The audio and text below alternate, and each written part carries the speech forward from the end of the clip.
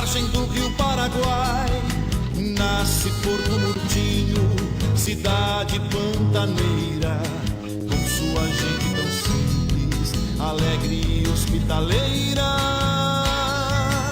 Suas chalanas navegam subindo o rio Paraguai, seus prédios e seus casarios, quantas lembranças nos traz. Porto Murtinho, Porto Murtinho, pode ter a certeza, Murtinho é acolhedora por natureza.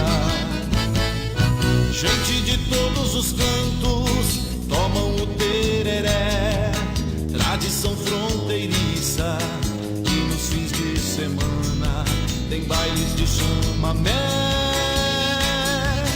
onde o turismo é a pesca, seu povo forte e guerreiro